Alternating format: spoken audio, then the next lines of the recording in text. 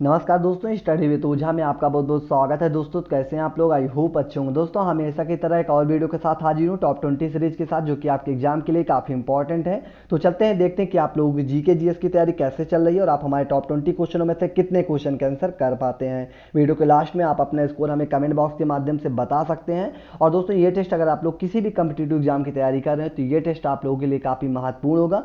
और दोस्तों इसी के साथ साथ अगर आप लोग किसी और सब्जेक्ट का भी अगर टेस्ट देना चाहते हैं तो हमारे प्लेलिस्ट में जाकर आप लोग टेस्ट दे सकते हैं। तो चलते हैं वीडियो को शुरू करते हैं और देखते हैं आज का पहला क्वेश्चन क्या है।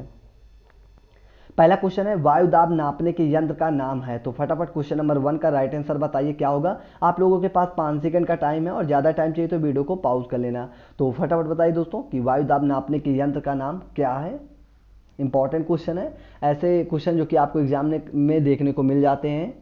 तो चलते हैं क्वेश्चन नंबर 1 का राइट आंसर जान लेते हैं। इसका राइट आंसर जाता है ऑप्शन नंबर डी, यानी कि बैरोमीटर, जो कि बिल्कुल करेक्ट आंसर होगा। चलते हैं क्वेश्चन नंबर 2 की ओर। क्वेश्चन नंबर 2 है किस तत्व की कमी से घेगा नामक रोग हो जाता है। तो फटाफट बताइए दोस्तों कि किसकी कमी से जो कि शरीर में घेगा नामक रोग हो जाता है। Very very most important question है, अक्सर आपके एग्जाम में जरूर ये क्वेश्चन देखने को मिल जाता है। तो चलते हैं क्वेश्चन नंबर 2 का राइट आंसर जान लेते हैं। उसका राइट आंसर जाता है ऑप्शन नंबर सी। अगर आप लोगों ने दिया तो बिल्कुल करेक्ट है, यानी कि शरीर में जो कि घेगा नामक रोग जो होता है वो आयोडीन की कमी से होता है। चलते हैं क्वेश्चन नंबर 3 की ओर। क्वेश्चन नंबर 3 है निम्नलिखित में से किसकी उपस्थिति के कारण दूध में मिठास आ जाता है, यानी कि मीठापन आ जाता है। तो क्वेश्चन नंबर 3 का राइट आंसर कमेंट बॉक्स के माध्यम से इसका राइट आंसर बताइए क्या होगा। किसकी उपस्थिति के कारण ऐसा होता है जो मीठापन रहता है दूध में। और इसका राइट आंसर जाता है ऑप्शन नंबर बी। अगर आप लोगों ने दिया तो बिल्कुल करेक्ट है, यानी कि लैक्टोज। दोस्तों लैक्टोज जो उपस्थित होता है दूध में, इसी के कारण जो मिठास इसका होता है लैक्टोज के कारण होता है। चलते हैं क्वेश्चन नंबर 4 की ओर। क्वेश्चन नंबर 4 है उज्जैन का प्राचीन काल में क्या नाम था। तो फटाफट क्वेश्चन नंबर 4 का राइट आंसर बताइए कि उज्जैन का जो कि पुराना नाम पूछ रखा है तो क्या है पुराना नाम था उज्जैन का। तो सबसे पहले दोस्तों बात कर लेते हैं उज्जैन है कहाँ। तो उज्जैन जो कि वर्तमान में देखा जाए तो ये मध्य प्रदेश राज्य में स्थित एक प्रमुख शहर है, जो कि क्षिप्रा नदी के किनारे स्थित है। याद रखना, ये नदी भी कभी कभी डायरेक्ट ऐसे पूछ लेता है, तो आप लोग याद रखना उज्जैन जो कि क्षिप्रा नदी के किनारे एक स्थित शहर है, ठीक है। और इसका पुराना नाम जो है वो अवंतिका है, यानी कि ऑप्शन नंबर बी जो कि बिल्कुल करेक्ट आंसर होगा। चलते हैं क्वेश्चन नंबर 5 की ओर।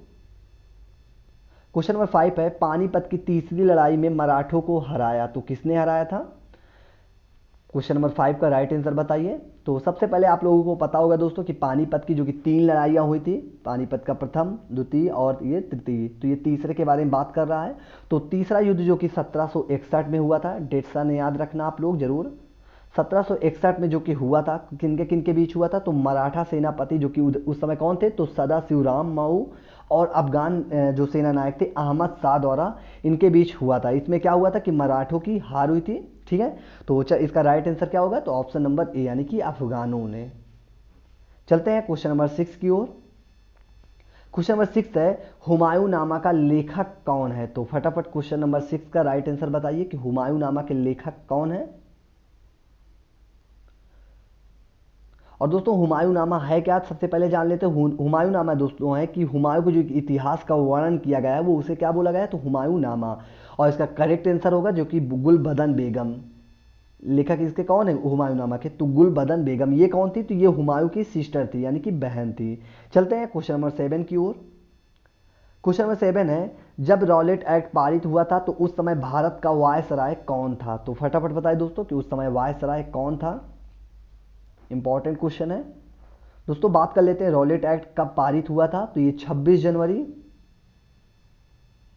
1919 में इसको पारित किया गया था, रॉलेट एक्ट को। और दोस्तों इसे एक और नाम से जाना जाता है, काला कानून के नाम से। रॉलेट एक्ट को किस नाम से और जाना जाता है, तो काला कानून के नाम से जाना जाता है। और उस समय वायसराय कौन थे, तो लॉर्ड चेम्सफोर्ड, जो कि बिल्कुल करेक्ट आंसर होगा, यानी कि ऑप्शन नंबर सी, ठीक है।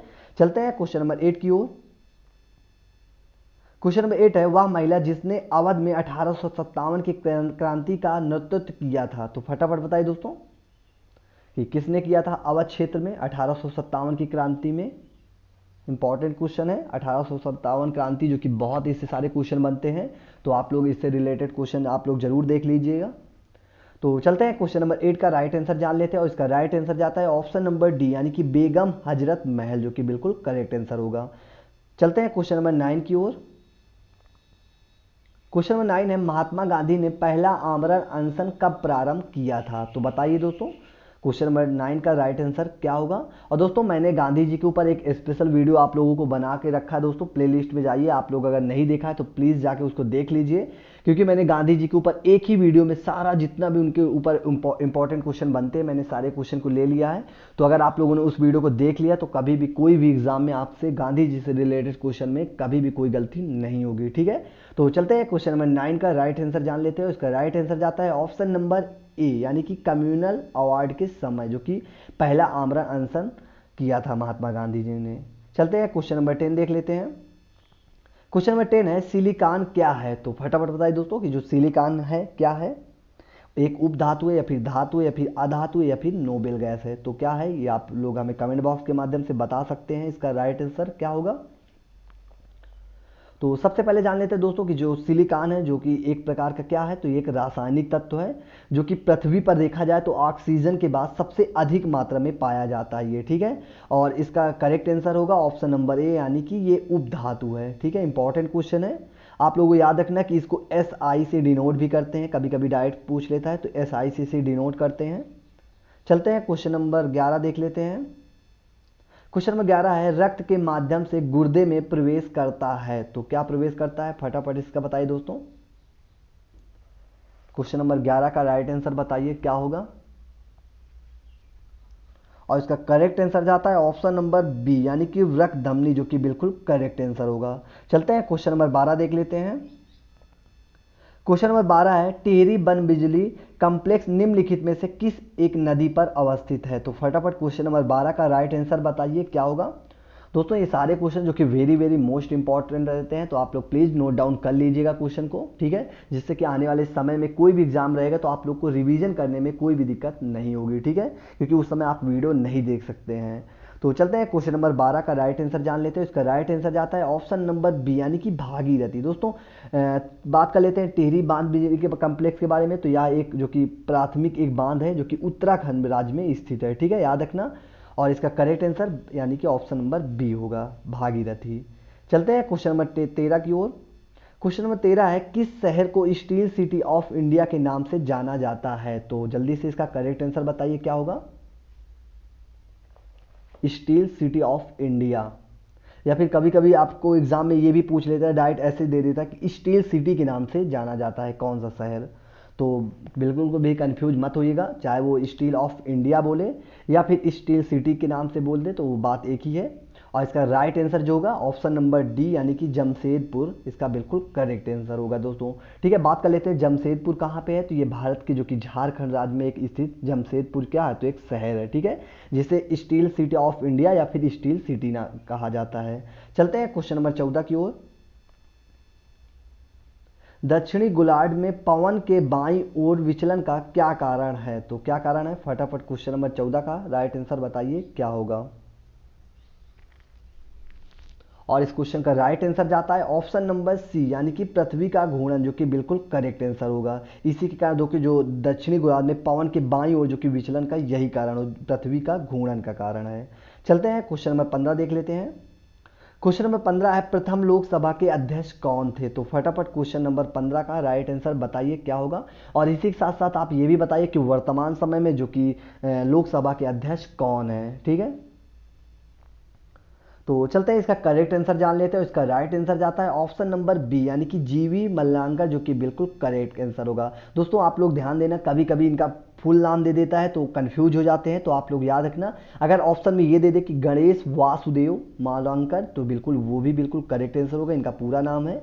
और दोस्तों वर्तमान में बात कर लेते हैं, जो कि 17वीं लोकसभा चल रही है इस समय, और उसके अध्यक्ष कौन है, तो ओम बिरला, जो कि बिल्कुल करेक्ट है, ठीक है, याद रखना ओम बिरला है।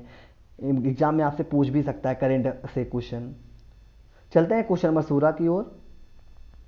क्वेश्चन नंबर 16 है, सर्वोच्च न्यायालय के तदर्थ न्यायाधीश की नियुक्ति होती है जब? तो 4 ऑप्शन है, फटाफट इसका बताइए दोस्तों, कब, जो तदर्थ मतलब अचानक से जब नियुक्ति कब होती है सर्वोच्च न्यायालय में?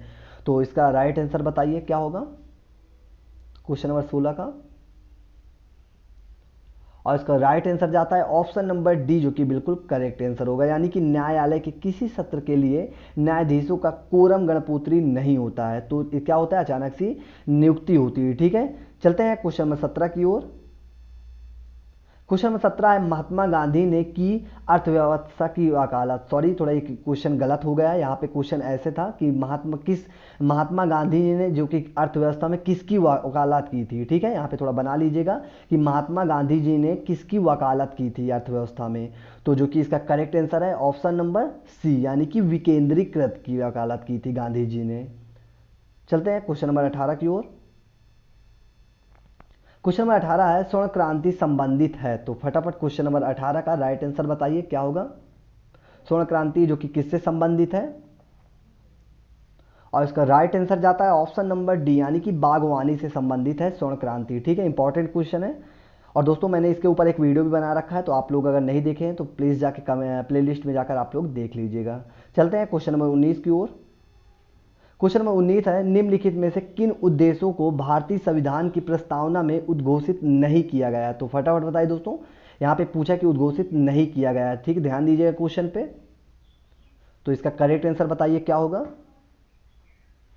अगर आप लोगों ने प्रस्तावना को जो कि अच्छे से पढ़ रखा होगा तभी आप लोग इसका करेक्ट आंसर कर पाएंगे। ठीक है, तो चलते हैं क्वेश्चन नंबर 19 का राइट आंसर जान लेते हैं। इसका राइट आंसर जाता है ऑप्शन नंबर डी, जो कि बिल्कुल करेक्ट है, यानी कि अंतर्राष्ट्रीय शांति और सुरक्षा की अभिवृद्धि के बारे में जो कि प्रस्तावना में यह लिखा नहीं गया है। ठीक है, बाकी जो सामाजिक, आर्थिक, राजनीतिक, विचार, अभिव्यक्ति, विश्वास, धर्म, उपासना, ये सब क्या है, तो ये सब जो कि प्रस्तावना में उद्घोषित है। बाकी ये जो ऑप्शन नंबर डी है ये उद्घोषित नहीं है। चलते हैं क्वेश्चन नंबर 20 देख लेते हैं, जो कि आज का हमारा लास्ट क्वेश्चन होगा।